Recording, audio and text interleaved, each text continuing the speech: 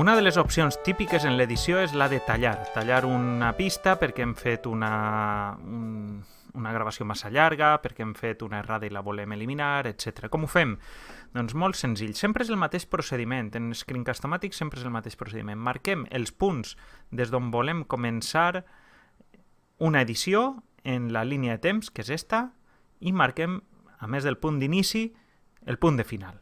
Per exemple, si jo vinc ací i en este punt del vídeo resulta que vull carregar-me esta part, li diré Tools, sempre, l'edició que vulga fer, en este cas tallar, i decidisc on acaba, marque per ací, i doncs este fragment, fins ací el vull eliminar, des d'este inici fins a este final.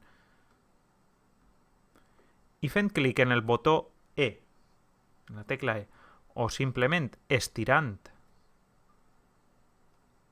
per exemple, si jo marque així, estirant la barra roja,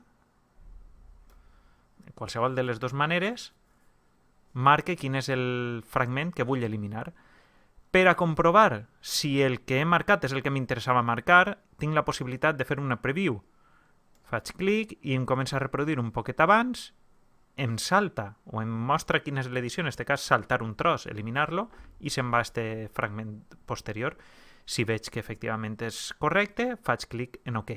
Una volta feta l'edició, queda una marca de color en la línia temporal, com veieu ací. Ací tenim una edició feta, ací en tenim una altra, i són coses diferents.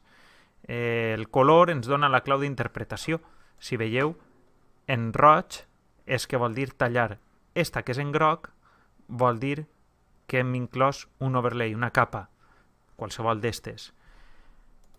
Per a què ens serveix això? Doncs perquè com que el que guarda el programa és un màster, el que guarda és el vídeo en brut, amb totes aquestes edicions marcades, per a facilitar-nos després que puguem desfer les edicions. Si jo vinc ací i marque justament la línia roja, sé que tinc una edició de tallar, faig clic i podria eliminar-la, amb la qual cosa se'm torna a generar tot el fragment que havia eliminat. Per tant, sempre que conservem el màster, tots els canvis, totes les edicions que fem seran reversibles.